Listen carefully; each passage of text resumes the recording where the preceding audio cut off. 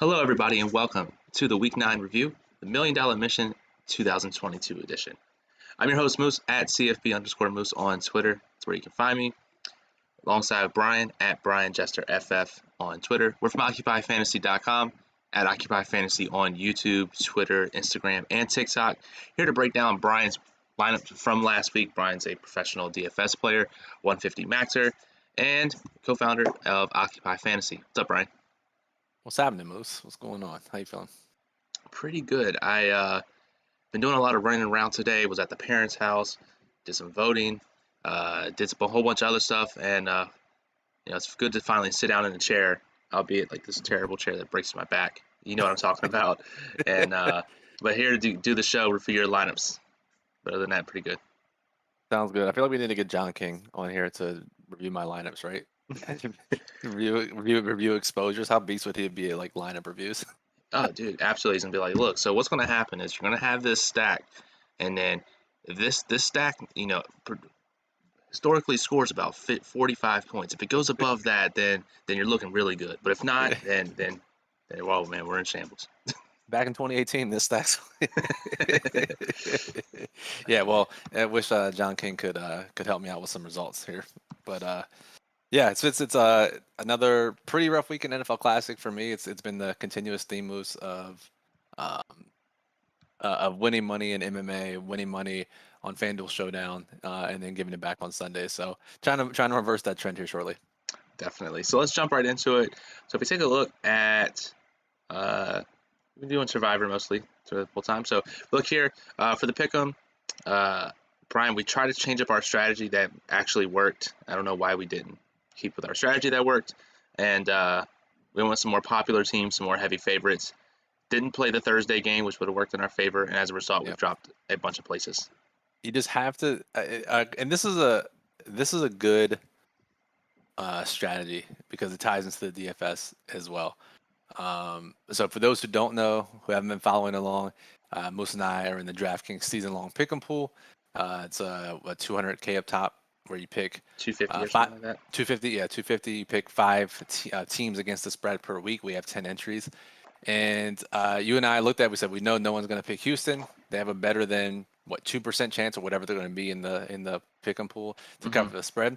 However, we both said Houston sucks, and we let that cloud our judgment. The same way I looked at our model on Saturday and said Joe Mixon's at the top, and Joe Mixon has the worst PFF rushing grade of any running back with 100 or more carries so far this year. I'm tired of playing the guy. I'm not going to play him. Instead, let's remove the bias. Let's remove the name from the pick'em. Let's remove the player's name from the model. And just look at the numbers and look at the facts, because if we'd have picked Houston, it's a great pick.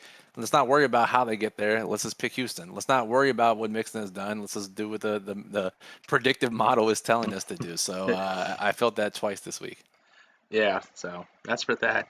Let's take a look over here. The next image that we have is entry fees for the 2022 NFL GPP. So small field up 12%.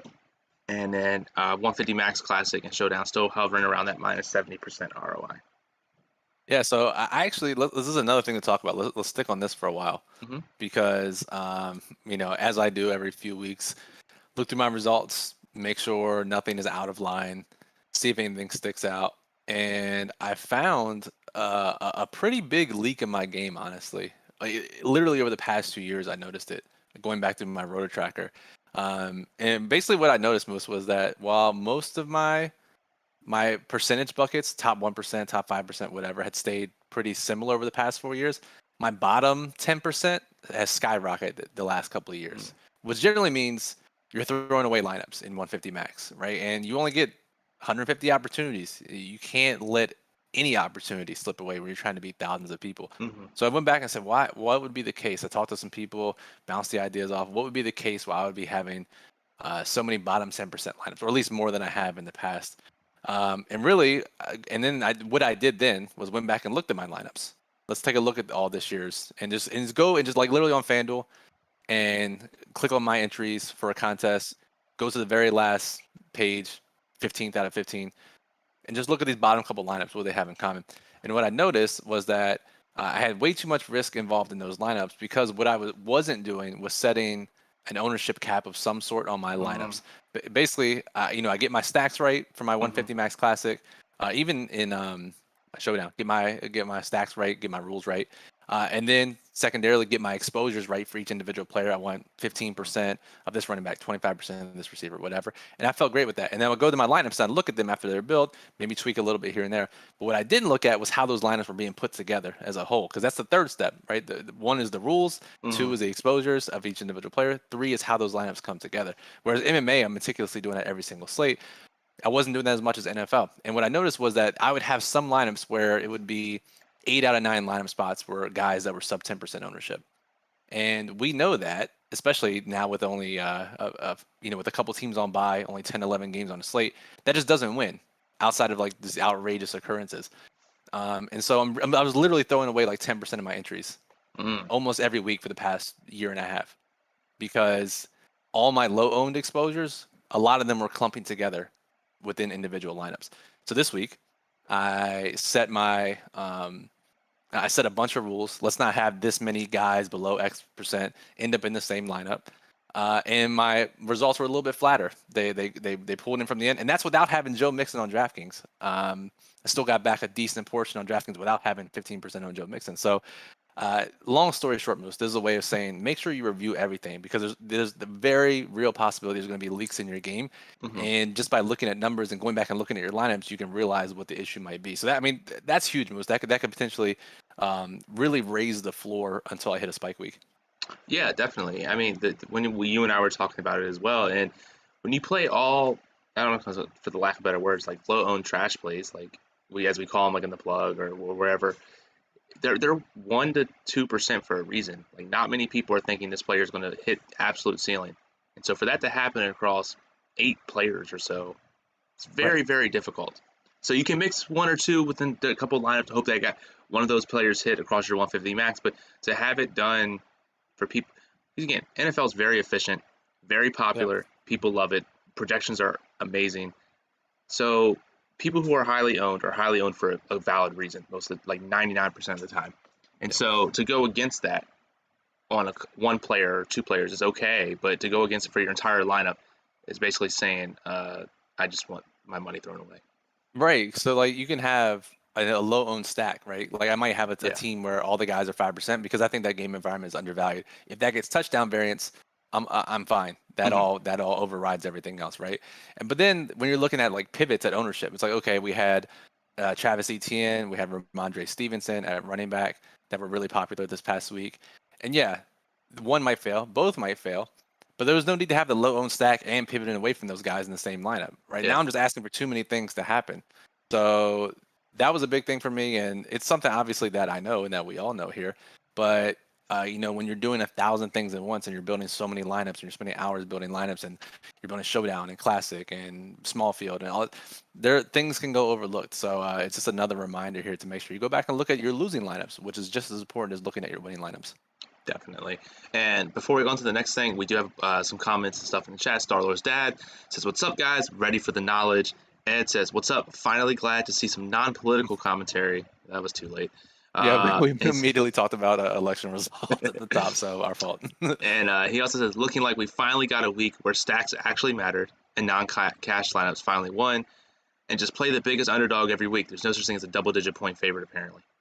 Very true. I know for whatever reason, NFL media was all over this stat today, but the margin of error through 9 weeks, the margin error, they got poll results in my mind. The election, Jesus Christ, the margin of victory is like 9 points average of this year. It's the lowest it's been since 1993, I think, or something like that. Yeah. And the number of games that have finished within a touchdown is the highest it's been since, I don't know, some crazy long period of time. So yeah, games are closer, mostly just all the teams suck outside of a couple teams. I was gonna say product is cooked. Yeah, the product is cooked. But I don't. Did non-cash lineups win? I think it was like Fields and maybe a couple, like a mini stack, right? But like Fields was the cash game quarterback, which we'll talk about here in a second because we had that question in Discord. But like Fields as a popular running quarterback, a lot of people won contests with him without even stacking. Yeah, I mean, what was it? It was our mom, actually, when we were over here for her birthday. She said, "Oh, I like this guy." And she played DraftKings basically for the first time and was like, this is super easy. I just played Fields and Mixon and cashed all my double ups. It's like, Yeah, no shit. You printed everything because you played the guy who scored 5 touchdowns and a quarterback who ran for a 70-yard touchdown. I was just dumbfounded. Like, Jesus Christ. I know. WW says, shout out to the golf guy from Occupy. Got me first in the golf contest for 1,000. Nice. Hell yeah. Shout out to Niramata. I know a lot of members this week did well with Niramata's picks. Niramata finished 5th in the Snowman. He was just outside of 100K. So obviously, while everyone's focused on football and everything else, we got a little bit lesser competition in the fall golf swing. So make sure you guys check that out. Definitely. And then Dotbet says, what would be some rules you would implement on a classic slate? Are they all slates specific, or are there some you just play each week? Yeah, so this is a really good question. We could talk about this for a second too. So there's some, especially if you're using a lineup builder or an optimizer, where sometimes, because you don't know necessarily what the algorithm is doing, right? And there might be some lineups where it's jamming stars and scrubs, and it might not be a stars and scrubs week, but that's what the optimizer's algorithm is telling you to do. So there might be, and I've noticed this a couple times too, where it's like, all right, I want a maximum of 2 guys below 5K on DraftKings in a lineup. Because generally, as we've seen most of this year, right, most that it's more balanced lineups that are winning. So I don't want like 3 4K guys in there and 2 9K guys. That hasn't been winning this year. But if you look at Tony Pollard week, we had Tony Pollard down to Foreman. All those guys were right around 5K, and on FanDuel even cheaper. And maybe that rule wouldn't make sense for that week because we did have a true stars and scrubs slate. That's one. And then for the other one, Moose, is this ownership thing I was talking about. Maybe it's like have a maximum of 4 guys below 10% ownership in my lineup, or like a minimum of 1 guy over 15 or whatever. However you want to do that, but some type of ownership rule, some type of salary rule. I think, and really how you can determine those rules is going back and looking at your lineups, looking at lineups that won your contest. Because what you could do, Moose, you just go back. You play the same contest every week. Just go back and look at the winner. And it's like, oh wow, the winner through 10 weeks, no one's used a guy less than 4K in their lineup, right? And that's probably fair. And you just go make a rule: no guy under 4K, or like no 2 guys under 4K, or whatever it is, something like that.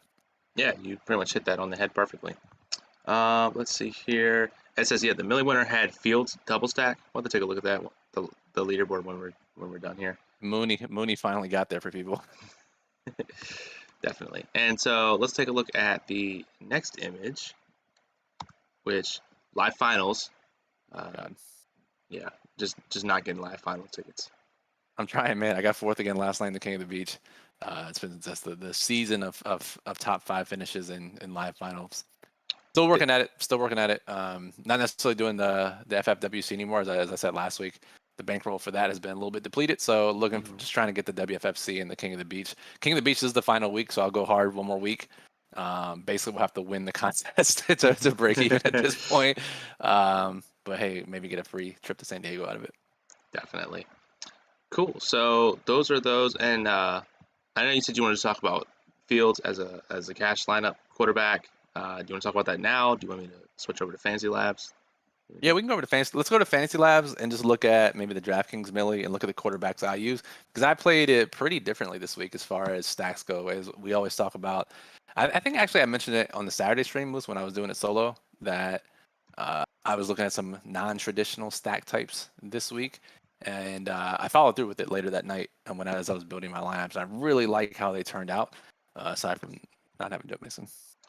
Yeah, you see, you don't do the stream with me one time, and you you galaxy brain yourself out of Cincinnati player. I would have reined you in. I know. I know, man. I know you would have, and that's why we got to do the show together this week. Yeah. So, all right. So if we go ahead and take a look at, if we filter your name, and I'll talk through some of my thought process as to why I picked these specific quarterbacks and which games I chose to stack. And so you had these. Was that 6? Yeah, 6 quarterbacks. Here, you had leverage on all of them, so I'll just let you take the floor. Sick. Okay. So let me see here. I'm just waiting for it to show up on my end. Starlord's dad in the chat says, "Thanks for knowing that's the last week for the King of the Beach. Time to go all in." Yeah. You hammer those King of the Beach qualifiers. Yeah, as hard as I know. I've been trying to get King of the Beach as well. CSV variants cost me 1 ticket, and so. I'll be going pretty hard on it this week. CSV variance is 10 times worse than touchdown variance. That's for sure. Yeah. So yeah. Go ahead. Okay, so for game stacks this week, the ones we wrote up in the plug, one we talked about on video on Saturday, Arizona, Seattle, that was one. Talked about the Chargers, just that side of the game. Talked about Miami and Chicago, just the Miami side. There was a lot of discussion about Green Bay just missing the cut for Chris in the plug. I talked about how I didn't really like it much on Saturday during the stream. They changed my mind a little bit. So here's basically what the thought was. So what I did is I looked at all these stacks, right? And just looked at, these 8 to 10, 12 quarterbacks, whatever it was. Let's just go in the builder and start building different lineup sets with these and what they look like. And the way I looked at, like, the running it back, so the Chargers side obviously popped, the Miami side obviously popped. And those games were extremely similar because on opposite sides, you had a running quarterback with basically unstackable pieces, right? With the lack of passing volume.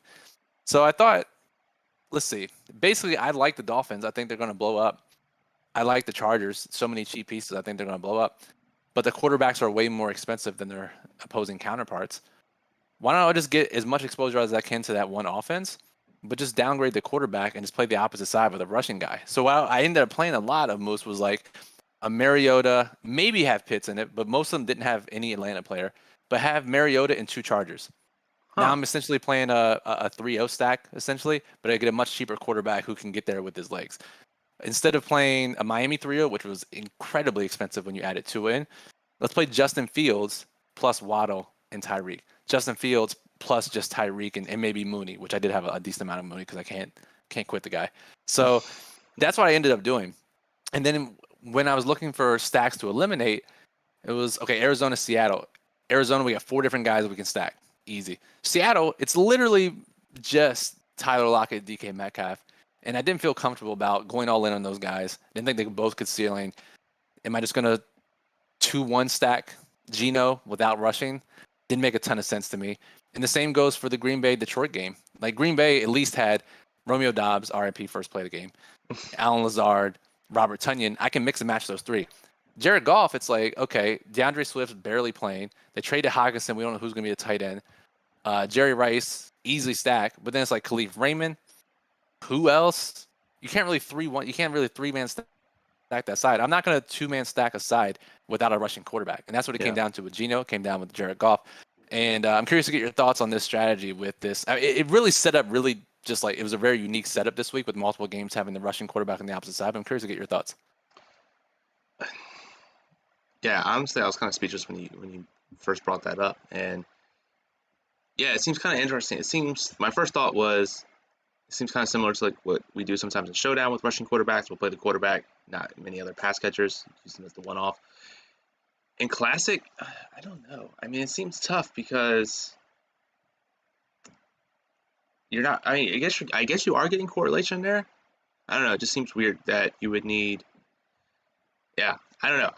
I would really have to dig deep, take a look at it. Obviously, I trust your rationale and instincts and stuff. Really, what it was instincts. It wasn't purely data driven. Obviously, like have some ideas of what might work, but it was instinctual, and I think it makes a ton of sense. Because we've seen, especially in a lower scoring year, if Mariota scores 20 and Herbert scores 27, but I save a decent amount of salary, like I save nearly $2,000 in salary. If Tyreek and Waddle ceiling, they both put up 30, but Tua scores 25, Fields can outscore him because of his rushing, which he did at $1,000 cheaper, $1,400 cheaper. So again, it was just a very rare setup for me where we had 2 rushing quarterbacks in game stacks that we liked. Yeah, I don't hate it. Just very interesting. Something I would have to realize, which means probably this week you'll tell me after you get off the show, hey, Moose, I need you to run some data on this. And I don't even think so though, because like really we're only looking at that for like super cheap options, and Fields is not going to be 53. I'm sure he's like 5,400 on DraftKings this week because they don't care anymore. But like I think it's a very rare setup, and it's not these types of game environments we'll have very frequently. Mm-hmm. But I think the takeaway here is that you have to be flexible. You can't just jam 3-1 stacks, even if that's what you want to play all the time. Yeah, you got to be flexible and just look at what the slate's telling you, and that's what the slate told me. And I would have had a pretty good week, especially with the Fields lineups, if I played Mixon. Yeah, exactly. Ed says Tinker variance got me. had the nuts, but talked myself into Taysom over Johnson with 45 seconds left to lock. Sucks. Well, Ed's not going to not tinker onto Taysom Hill, so not a surprising result there, Ed. But yeah, that sucks. The last minute tinkering is literally the worst. Yeah, definitely. Cool. So yeah, so that's very interesting. I'm curious to see how that if that comes into tuition, and for your rushing or 1-2 stacks, I guess next week. All right, so let's go ahead and let's take a look at some of the reports here. They talk about, again, as we always talk about, use your salary. It's there for a reason. And please don't flex tight end. 15% of people still flex tight end, and only 6% were in the top 1%. I think it's just an optimizer thing. Like, we don't set rules. And I guess, but honestly, we get a decent amount of questions too. It's like, oh, this is double tight end week. It's like, no, it's never double tight end week. So I guess decent amount of people just look, because if you're looking at like my exposures, I'll have exposure to Khalif Raymond. I'll have exposure to Terrace Marshall. I talked about Callaway last week. Like, I have exposure to these 3K receivers, but most people I think are thinking, why play Carolina's wide receiver 2 when I could play Jacksonville's tight end 1 for the same price or even cheaper? But again, it just doesn't. Like, they're not going to ceiling the way, because we're pumped if we get like 10 points from our tight end, right? Yeah. We're not like, I don't know how you could feel ecstatic about the ceiling when you play 2 of those guys. Yeah, exactly. You're like, hell yeah, I am. Yeah, I don't even know. It's not happening. Got 17 points this week. Let's go for my tight ends. Let's look at duplicates as well. Yeah, so of course the most duplicated lineup had a Joe Mixon in it. Just absolutely devastating. Well, his final ownership ended up at like 12 to 15% or something, right? Something like that, yeah. Yeah. It sucks. So like, I don't know, man. So I was looking at it, right, and up until I'd run like the lineup like 1,000 times because I'm a perfectionist. So like the first like 75% of my runs had Joe Mixon in it. I was getting like 15%, and I was aiming for 15%, which doesn't even leverage, right? Even though he was top of the model. What I had trouble with this week was it was like, because of what I wanted to do with stacks and receivers, I just kept getting a lot of Deion Jackson and Antonio Gibson, which I like Gibson, right? I would not have changed that at all. But I did not like Deion Jackson, and I couldn't figure out a way to get any less than like 30%, 25% of Deion Jackson, which, like, in a perfect world, or not in a perfect world, but if I was actually a good DFS player, I would just X him from the player pool and just try to get the guys at the top of the model, like the 6K running backs that price range that has been crushing for the most part. Because it's not like Deion Jackson was 5,200 and like top 5 in the model, like Pollard was, right? Like Pollard and Foreman, when they were cheap, they were top 5 in the model, top 6, whatever it was. The top 3 this week was Mixon plus the 2 chalk and Stevenson and ETN. And like, I should have just hammered all 3 of those guys because I liked all 3 of them. So I didn't like Mixon, but like I liked the other 2. So I guess the thing is, like, you got to sacrifice somewhere, obviously, because you're not gonna love what you do at every position. But I don't know what the solution is to that, because something has to suffer. Yeah, I mean, you can't have everything perfect the way you want it. There's a pricing algorithm to prevent you from that. Yeah, it's tough. I guess don't know. The question is, like, do I just have less exposure to the 6K wide receivers, 7K wide receivers that I like? Because I'm already Xing out like Cooper Kupp and Justin Jefferson because they're too expensive. It's like, what do I get less of next? What do I X out next? That's the tough part for me. Just go all in on the cheapest defense. I know. Well, so that's the other thing that didn't make sense to fade Mixon, right? It's just the amount of leverage was crazy because Carolina was a super popular cheap defense, and I could play the running back against them as a 7.5 point favorite, and against the most popular defense on the slate, and just score 50 points when he blows up. And I overlooked that until afterwards. I was like, shit, that was clearly a mistake. Yeah. So playing really well right now. Love it. Yeah, it's tough. Down bad. All right, so let's look at the leaderboard really quick, and then we can go ahead and get up out of here. So Caesar's 175 with the Millie winner, with Fields, Mooney, Komet. Did not. He brought it back with Tyreek Hill, Mixon, Ramondre. Rounded off with Christian Kirk, Kenneth Walker, and New England defense. Yeah, just a beautiful lineup. So look at the ownership here, right? So we got Mooney 8.5%, Komet 1.4%. Everybody else is over 10%, right? And Kirk's 10%. And like we shouldn't be worried about this. Like Tyreek 15%. Like the only one that's like prohibitive here is Ramondre at 40%, but we know high owned running backs are generally great plays. Nothing else is prohibitive here, right? And there's no reason to play, 7-10% guys or whatever it is, sub 10%. So yeah. So any last? Let's see if we have any more comments. Let's see.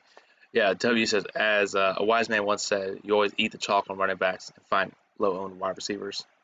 That man sounds very wise, and that man is escaping me right now. So need to get back to that. I agree with you, WW.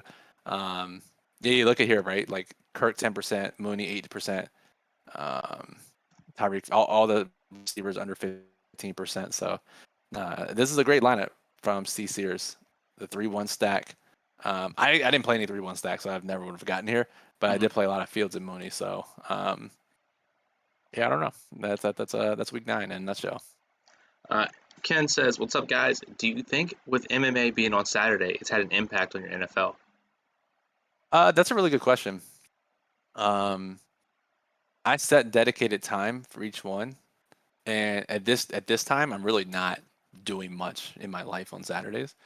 So I'm sure it probably has it. The impact it has is it takes longer now, because a lot of the times I'm building NFL in between fights, and like that just like it just takes longer and longer. And then on Sunday mornings, after I sleep on it, wake up fresh mind because I've been grinding for like 12 straight hours. I wake up and it's like, all right, let's look at it all again, see if anything makes sense. But I do agree, it probably does have an impact. I think it would be foolish to say it doesn't. So how to reconcile that, I'm not sure. Maybe it's just build on Sunday mornings, but that's the last thing I want to do. Yeah, you can just build at 3 o'clock in the morning when MMA is over. And just like super wired up and building. Yeah. I mean, like last week I was dead at like 10:30, and I was like, okay, I'm just gonna wake up and finish the rest. Yeah, I don't know, but maybe Sunday morning is that, or hell, maybe I just like don't think about it and just do it at like 11:30 a.m. on Sunday and just bang it out real quick. Yeah.